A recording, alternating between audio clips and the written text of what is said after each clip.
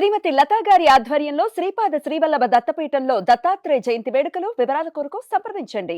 నమస్తే, welcome to Suman TV. నేను పద్మిని. ప్రస్తుతంతో పాటు ప్రముఖ ఆధ్యాత్మికవేత్త, అస్ట్రాలజర్, శ్రీ విద్య ఉపాసకురాలు, ఎనర్జీ వాస్తు స్పెషలిస్ట్ శ్రీమతి జయప్రద గారు మనతో పాటు ఉన్నారు. మాట్లాడదాం. నమస్కారం అండి. నమస్తే అమ్మా, శ్రీమాత్రే నమః. ఏ గ్రహానికి సంబంధించిన నక్షత్రాలు ఎలా ఉంటారు, వాళ్ళ బిహేవియర్ ఎలా ఉంటుంది, క్యారెక్టర్ ఎలా ఉంటుంది, ఏం మార్చుకోవాలి అనేది అక్యురేట్ గా చెప్తూ ఉన్నారు. అమేజింగ్ అండి.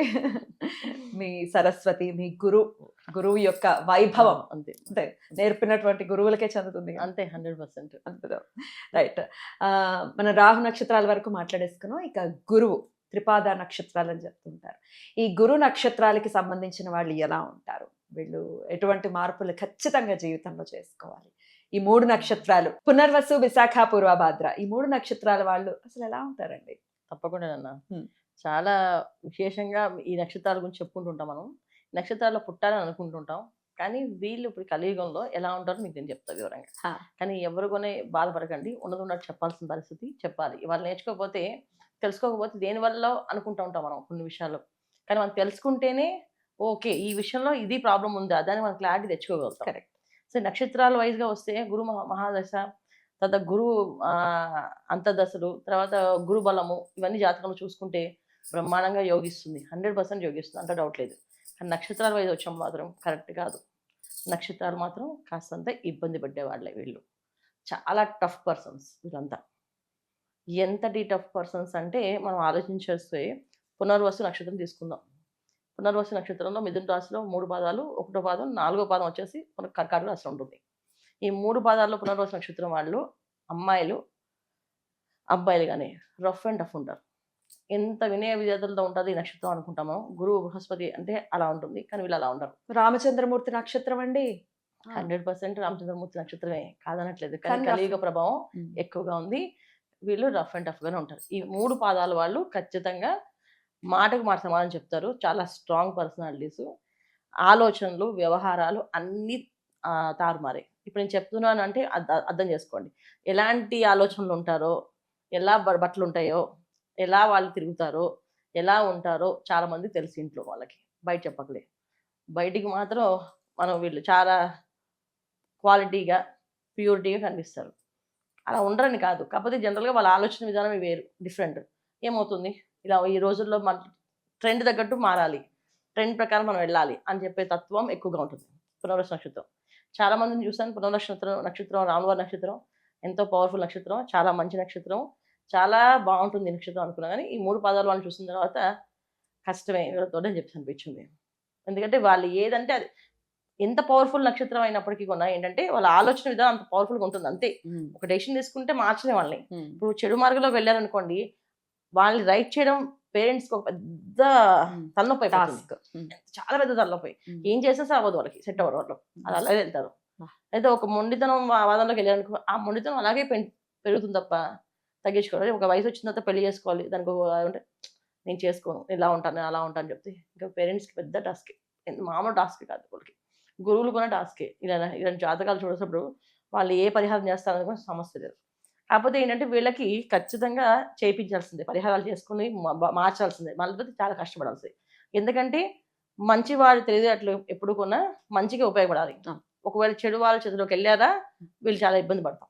అలాంటి ఇబ్బంది వీళ్ళకి ఉంటుంది. కర్ణుడిని చూసాం. అవును, మనం భారతంలోని, మహాభారతం, రామాయణంలోని మన జీవితం తెలిసిపోతుంది చదువుతుంటే. కానీ ఇప్పుడు కలియుగం కనుక అవన్నీ పక్కన పడేసి మనం వీళ్ళని చూస్తాం కనుక, అమ్మాయిలు అయితే చెప్పలేదు అన్న. అస్సలు పేరెంట్స్ ముందు సాఫ్ట్గా మాట్లాడతారు, చేసే వెనక అన్ని మామూలు చెత్త పనులే, మంచి పనులు అయితే కాదు. ఇది చాలా మంది అంటే, నేను గట్టిగా మాట్లాడిన బాధపడకండి, అందరూ అని కాదు, మీరు ఉండకపోతే చాలా అదృష్టవంతులు. అంటే లగ్నం బాగున్న వాళ్ళు ఉండలేదు, మేము అలా ఉండట్లేదు అంటే చాలా అదృష్టవంతులు, చాలా మంచి వాళ్ళ కింద లెక్క. ఉన్న వాళ్ళు చాలా మంది ఉన్నారు. ఇప్పుడు నేను చాలా వరకు జాతకాల్లో ఈ జాతకాల వాళ్ళనే చూస్తుంటాను. ఈ నక్షత్రం వాళ్ళే పంపిస్తుంటారు, మా అమ్మాయి పెళ్లికి చేసుకోవట్లేదు, మాట వినట్లేదు, యూఎస్లో ఉండిపోయింది, లండన్లో ఉండిపోయింది, రావట్లేదు, వెళ్ళిపోయి 10 ఏళ్ళు అయిందండి, రావాలండి, రావట్లేదండి, ఇన్ని చెప్పేవన్నీ నక్షత్రాలు ఇవి. వాళ్ళు ఎందుకు అర్థం చేసుకోవట్లేదు అని అంటే వాళ్ళ ఆలోచన వాళ్ళకు ఉంటాయి, చేయరు. ఇది మెయిన్. ఇక కర్కాటక రాశిలో పుట్టిన నక్షత్రం మాత్రం కాస్త చాలా మంచోళ్ళు. వాళ్ళు కాస్త మంచోళ్ళే. ఎందుకు మంచివాళ్ళు అంటే కాస్త భయం ఉన్నవాళ్ళు. మంచి వాళ్ళు అంటే మీనింగ్ ఏంటంటే భయం ఉన్నవాళ్ళు. అంటే సమాజం పట్ల కొంచెం భయము, తల్లిదండ్రులు చెప్తే ఒక మాట వినకపోతే రేపు తల్లిదండ్రులు వినలేదన్న మాట దోషం వస్తుందేమో, ఇబ్బంది పడతామని ఇక్కడ శ్రీరామచంద్రుడు వారి నక్షత్ర లక్షణాలు కాస్త మనం చూడొచ్చు. ఓకే. పునర్వసు నక్షత్రం పుట్టిన అమ్మాయి అయినా అబ్బాయి అయినా వీళ్ళు కాస్త ఎదుటి వాళ్ళు చెప్పే దాంట్లో ఏమో ఎంతో కొంత నిజం ఉంటుందిలేమో అని భయంతో కొంచెం కొన్ని పనులు చేస్తారు. వీళ్ళకు ఇష్టంగా ఆయన చేయరు. వాళ్ళకున్న ఆలోచనలు, వాళ్ళకున్న డౌట్స్ మనం క్లారిఫై చేయగలిగితేనే మనం సాధించినట్టు వాళ్ళ దగ్గర. సో వాళ్ళు ఒక మార్క్స్ ఎవరి మాట అయినా సరే వాళ్ళు తీసి పడేస్తారు. అమ్మ నాన్న గురువు ఎవరైనా సరే తీసి పడేస్తారు. కానీ వాళ్ళకి నచ్చినట్టుగా మనం చెప్పామంటే నచ్చింది వాళ్ళకి అంటే చేస్తారు ఖచ్చితంగా. ఇది పునర్వసు నక్షత్రం 4వ పాదం వాళ్ళకి కొంచెం మనం ఒక 80% వరకు పాజిటివ్ తీసుకోవచ్చు. ఇక మిగతా వాళ్ళకి నేను 20% పాజిటివ్ ఇస్తాను. ఎందుకంటే మంచి వాళ్ళు ఉన్నారు అంటే దండం పెట్టచ్చు వాళ్ళకి శుభ్రంగా. చాలా మంచి వాళ్ళు, బాగా అదృష్టవంతులు వీళ్ళు ఉన్నారు. ఇక మిగతా వాళ్ళందరూ ఇలాగే ఉంటారు. నెక్స్ట్ మనం తీసుకుంటే నక్షత్రం విశాఖ. విశాఖ నక్షత్రం. ఈ నక్షత్రం చాలా రఫ్ అండ్ టఫ్ మనుషులు. మళ్ళీ రఫ్ అండ్ టఫ్. తులాలో అలా క్లారిటీ ఉన్న వాళ్ళు. మళ్ళీ తులలో 3 పాదాలు వాళ్ళు, 4వ పాదం వృశ్చిక రాశిలో ఉంటుంది. ఈ వృశ్చిక రాశిలో ఉన్న పాదం పెద్ద ఇబ్బంది కాదు, కానీ 3 పాదాలు ఇక్కడ మాత్రం సేమ్ మనకి మిథున రాశిలో ఏవైతే మనకి 3 పాదాలు ఉన్నాయో పునర్వసు, విశాఖ 3 పాదాలు, కోడళ్ళు, అల్లుళ్ళు వచ్చిన వాళ్ళు వాళ్ళ అత్తగారు వాళ్ళు చెప్తారు ఎంత టఫ్ వీళ్ళు. తల్లిదండ్రులు ఒప్పుకోరు. ఎందుకంటే మంచి వాళ్ళే మా అబ్బాయి, మంచి అమ్మాయి మా అమ్మాయి అని అనుకుంటారు. ఎందుకంటే వాళ్ళ గురించి వాళ్ళు చెప్పరు. కానీ వాళ్ళకొని తెలుసు ఆ విషయం, కానీ వాళ్ళు ఒప్పుకోరు. ఈ విషయం చాలా రఫ్. మామూలుగా కాదు, కరాకండి. ఇది నేను చెయ్యను అంటే చేయరు అంతే. అది ఏమని చేసుకోండి, మీరు ఏమని చెప్పుకోవచ్చు, మన ఇష్టం. ఇంకా నువ్వు ఎన్ని చెప్పుకున్నా సరే నేను చేయలేని చెప్పాను కదా, ఫినిష్. ఓకే. దీంట్లో మనకి చాలా మంది అంటారు నో నేను అలా ఉండను అంటే. ఖచ్చితంగా అలాగే ఉంటారు. బట్ కామెంట్ కొంచెం గాడి పెడతారు, ఎలా పెట్టామని చెప్పేసి, ఎలా చెప్పామని చెప్పేసి. దానికి మనం ఏం చేయలేము, ఎందుకంటే ఉన్నది ఉన్నట్టు చెప్పాలి కదా. నక్షత్ర లక్షణం ఇది. విశాఖ నక్షత్రంలో అమ్మాయిలు అయితే చాలా టఫ్ అన్న, అబ్బాయిలు కాస్త మంచోళ్ళు. విశాఖ నక్షత్రం అబ్బాయిలు 3 పాదాలు వాళ్ళు, 4 పాదాల వాళ్ళు తీసుకోవచ్చు. విశాఖ నక్షత్రం 4 పాదాల వాళ్ళు అబ్బాయిలు చాలా మెతక, పేరెంట్స్ని చాలా గౌరవిస్తారు, వైఫ్ దగ్గర ఏమనరు, మీ ఇష్టం అని చెప్పేసి అంటారు. కానీ అమ్మాయిలు మాత్రం చాలా టఫ్. ఎంత టఫ్ అంటే ఇంకా మనం చెప్పక్కర్లేదు. వాళ్ళు వచ్చి మొగరాయిలు లాంటి వాళ్ళే పిల్లలంతా. ఇది వాళ్ళు ఆడపిల్లలు. మగపిల్లల విషయంలో వచ్చేప్పటికి వీళ్ళకి గ్రోత్ ఉండదు. విశాఖ నక్షత్రం పుట్టిన అబ్బాయిలకి హై గ్రోత్ ఏమి ఉండదు, చాలా తక్కువ. ఎంత చేసినా వీళ్ళు ఇండిపెండెన్స్ అనేది రాదు వీళ్ళకి, డిపెండ్స్ అవి అయ్యే ఉంటారు. ఎంత సాధించాలనుకున్నా, ఎంత ఎదురున్నా సరే దాంట్లో వీళ్ళకి 50% వస్తుంది. ఇది విశాఖ నక్షత్రంలో చేసుకున్న వాళ్ళ పాపం దురదృష్టం ఒక విధంగా చెప్పాలంటే. ఇది మెయిన్. ఇక మనం పూర్వభాద్ర నక్షత్రం. వీళ్ళు చాలా స్ట్రాంగ్ పర్సనాలిటీస్, అబ్బాయిలు అమ్మాయిలు. ఇప్పుడు మనం ఇక్కడ పునర్వసు అమ్మాయిలు, మిథున రాశిలో ఉన్న అమ్మాయిలు చాలా టఫ్, అబ్బాయిలు కొంచెం పర్లేదు. మళ్ళీ అలాగే మనకి తులారాశిలో విశాఖ నక్షత్రం 3 పాదాలు అమ్మాయిలు చాలా టఫ్, అబ్బాయిలు కొంచెం పర్లేదు. పూర్వభాద్ర తీసుకొచ్చిన అమ్మాయిలు అబ్బాయిలు ఇద్దరు టఫే. ఇద్దరు టఫే, మామూలుగా ఉండదు, చాలా స్ట్రాంగ్ గా ఇస్తారు. మళ్ళీ మనుషులు ఎంత సేవ చేస్తారంటే వాళ్ళ సేవకి మనం ఫిదా అయిపోతాం.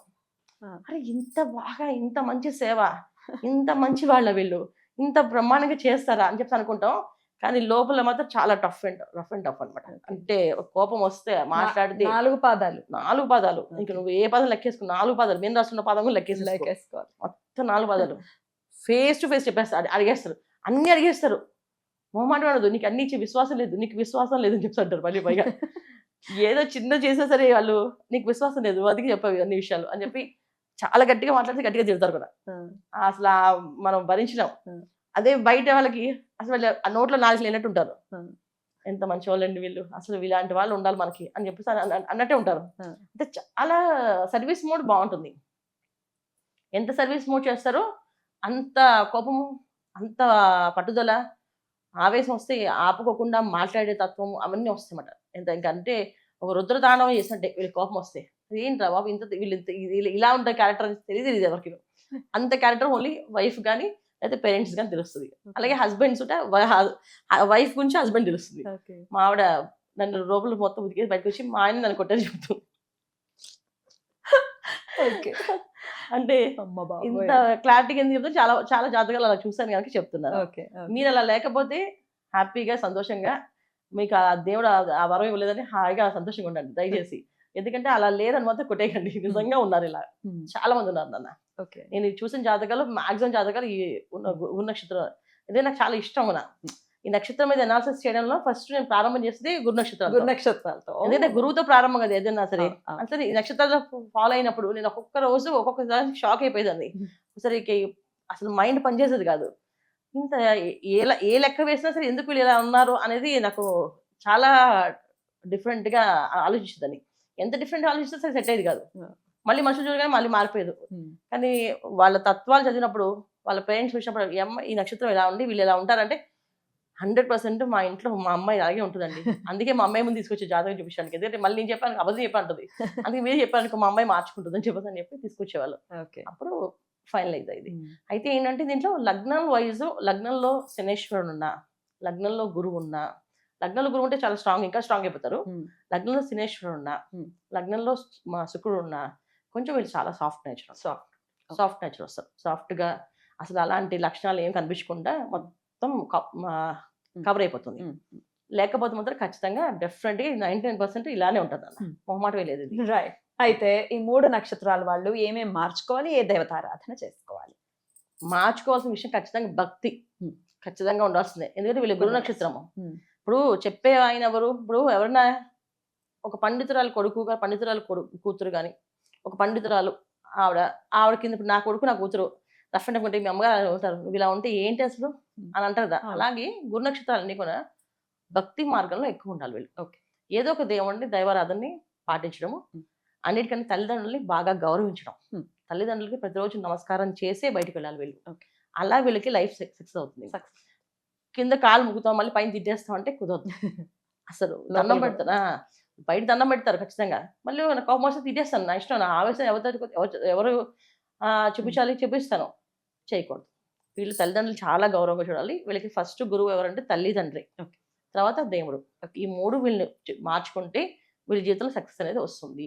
సో అబ్బాయిలు విశాఖ నక్షత్రంలో వాళ్ళకి కెరియర్ వైజ్ సెటిల్ అవ్వదు ఎప్పుడు కూడా. కెరియర్ చాలా ఇబ్బంది వీళ్ళకి. వివాహాలు కూడా అవ్వవు చాలా మంది అబ్బాయిలకి. ఎందుకంటే వీళ్ళు మాట్లాడే మాటలు వీళ్ళు చూడడానికి ఒకలాగా ఉంటారు, వీళ్ళు మాట్లాడేదంతా సాఫ్ట్ నేచర్లో వెళ్ళిపోతుంది. అవతల వాళ్ళకి అది నచ్చదు. సో అబ్బాయిల విషయంలో వచ్చినప్పటికి జాతకం ఒకసారి పర్సనల్గా చూపించుకోండి. దాన్ని బట్టి పరిహారం లైఫ్ లాంగ్ చేసుకుని చెప్తాను నేను. ఎందుకంటే ఇప్పుడు మనం చెప్పేసి అర్థం అవ్వదు, లగ్నాలు డిఫరెంట్ ఉంటాయి కదా, లగ్నాల బట్టి చెప్పచ్చు. అది విషయం. ఇన్ జనరల్ గా దేవతారాధన తల్లిదండ్రులను ఆరాధించుకుంటూనే, అంటే వాళ్ళని గౌరవిస్తూనే ఏ దేవతారాధన మస్ట్ అండ్ షుడ్ గా చేయాలి? వీళ్ళు తల్లిదండ్రులు ఆరాధిస్తారన్నా ఖచ్చితంగా దేవతారాధన చేసినట్టు వీళ్ళు చేసినట్టు. ఎందుకంటే వీళ్ళకి భగవంతుడు అనుగ్రహంతో పుట్టారు వీళ్ళు. గురు నక్షత్రాలు అంటే ఇప్పుడు నవగ్రహాలు ఒక్కొక్కరు ఒక్కొక్క స్థానంలో ఎందుకు అంటే మనకి పుణ్యఫలం ఉంది జాతకంలో. బాగా పుణ్యఫలం ఉన్న వాళ్ళు గురు నక్షత్రాల్లో, చంద్ర నక్షత్రాల్లో ఆ సంతోషాన్ని ఆనందం పంచాలన్నమాట వచ్చిన వాళ్ళు. సో ఎప్పుడైతే వీళ్ళు దాన్ని వదిలేసుకొని అది మర్చిపోయి దాన్ని పక్కన పడేసి పాపమే ఎక్కువ చేస్తున్నారు అనుకో, అప్పుడు వాళ్ళకి ఇంకా మళ్ళీ ఆ ఫలితం రాదు. వీళ్ళు తల్లిదండ్రులు ప్రేమగా చూడడము, తల్లిదండ్రులు చెప్పిన మాట వినడము, తల్లిదండ్రులు ఏం చెప్తే అది చేస్తూ వెళ్తే మాత్రం 100% వీళ్ళ లైఫ్ లో సక్సెస్ అవుతారు. ఇంకా దేవతారాధన అంటే వీళ్ళకి దేవుళ్ళు అంటే తల్లిదండ్రులే, ఇంతే చేయాలన్న. చాలా అద్భుతంగా తెలియజేశారండి. చాలా చక్కగా అంటే ఈ నక్షత్రాల వాళ్ళతో ఒకవేళ మనకి రిలేషన్స్ ఉన్నా, మనకు తెలిసిన వాళ్ళు ఉన్నా కరెక్టే కదా పాయింట్స్ అనిపించేలాగా అంత యాక్యురేట్ గా చెప్తాను. ఇక నెక్స్ట్ వీడియోలో శని పాలిత నక్షత్రాల గురించి మాట్లాడుకుందాం. థ్యాంక్ యూ అండి. నమస్తే. నమస్తే అమ్మా. శ్రీమాత్రే నమః.